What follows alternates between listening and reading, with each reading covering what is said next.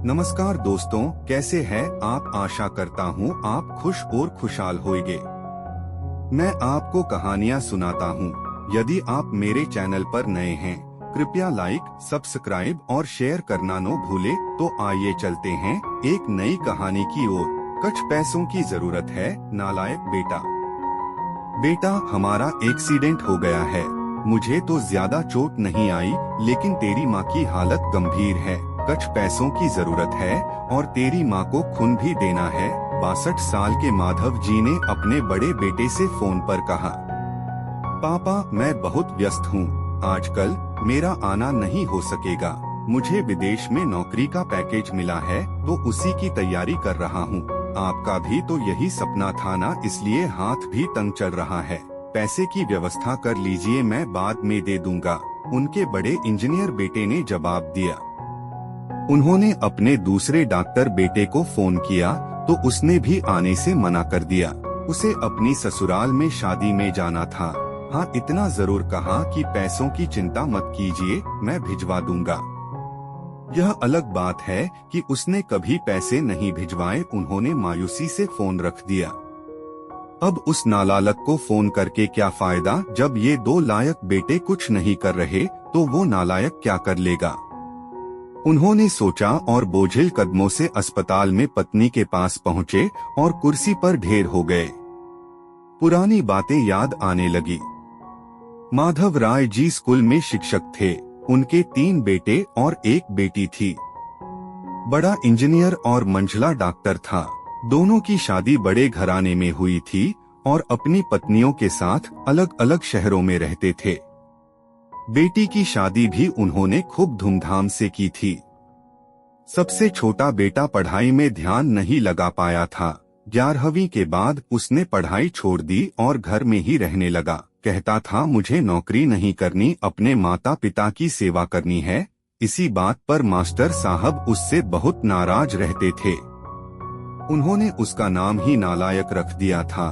दोनों बड़े भाई पिता के आज्ञाकारी थे, पर वह गलत बात पर उनसे भी बहस कर बैठता था। इसलिए माधव जी उसे पसंद नहीं करते थे।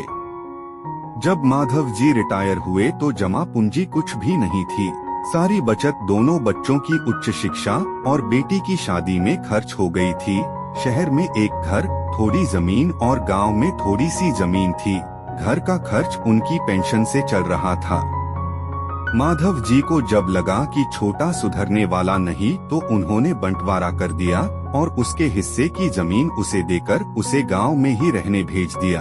हालांकि वह जाना नहीं चाहता था, पर पिता की जिद के आगे झुक गया और गांव में ही झोंपड़ी बनाकर रहने लगा।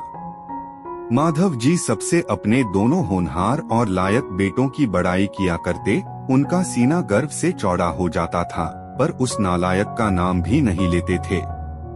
2 दिन पहले दोनों पति पत्नी का एक्सीडेंट हो गया था। वह अपनी पत्नी के साथ सरकारी अस्पताल में भर्ती थे और डॉक्टर ने उनकी पत्नी को ऑपरेशन करने को कहा था। पापा, पापा। सुनकर तंद्रा टूटी तो देखा सामने वही नालायक खड़ा था। उन्होंने गुस्से से मुंह फेर लिया, पर उसने पापा के पैर छुए और रोते हुए बोला, पापा, आपने इस नालायक को क्यों नहीं बताया, पर मैंने भी आप लोगों पर जासूस छोड़ रखे हैं। खबर मिलते ही भागा आया हूँ। पापा के विरोध के बावजूद उसने उनको एक बड़े अस्पताल में भर्ती कराया, माँ का ऑपरेशन कराया और अपना खून दिया। दिन रात उनकी सेवा में लगा रहता कि एक दिन वह गायब हो गया। वह उसके बारे में फिर बुरा सोचने लगे थे कि तीसरे दिन वह वापस आ गया। महीने भर में ही माँ एकदम भली चंगी हो गई। वह अस्पताल से छुट्टी लेकर उन लोगों को घर ले आया। माधव जी के पूछने पर बता दिया कि खैराती अस्पताल था, पैसे नहीं लगे हैं। घर में नौकरानी थी ही। वह उन लोगों को छोड़कर वापस गांव चला गया। धीरे धीरे सब कुछ सामान्य हो गया। एक दिन यूं ही उनके मन में आया कि उस नालायक की खबर ली जाए। दोनों जब गांव के खेत पर पहुंचे तो झोपड़ी में ताला देखकर चौंके। उनके खेत में काम कर रहे आदमी से पूछा तो उसने कहा, यह खेत अब मेरे हैं। क्या? पर यह खेत तो उन्हें बहुत आश्चर्य हुआ।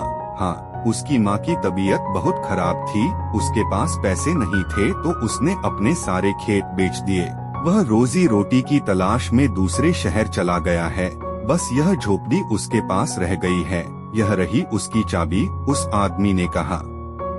वह झोपड़ी में दाखिल हुए तो बरबस उस नालायक की याद आ गई। टेबल पर पड़ा लिफाफा खोल कर देखा तो उसमें रखा अस्पताल का 9 लाख का बिल उनको मुंह चिढ़ाने लगा। उन्होंने अपनी पत्नी से कहा, जानकी तुम्हारा बेटा नालायक तो था ही, झूठा भी निकला। अचानक उनकी आंखों से आंसू गिरने लगे और वह जोर से चिल्लाए, तू कहाँ चला गया नालायक, अपने पापा को छोड़कर एक बार वापस आ जा, फिर मैं तुझे कहीं नहीं जाने दूंगा। उनकी पत्नी के आंसू भी बहे जा रहे थे और माधव जी को इंतजार था अपने नालायक बेटे को अपने गले से लगाने का। सचमुच बहुत नालायक था वो। मिलता हूँ दोस्तों अपनी अगली कहानी के साथ, तब तक आप सबको के यानी कहानी किंग का प्यार भरा नमस्कार। कृपया लाइक, शेयर और सब्सक्राइब जरूर करें।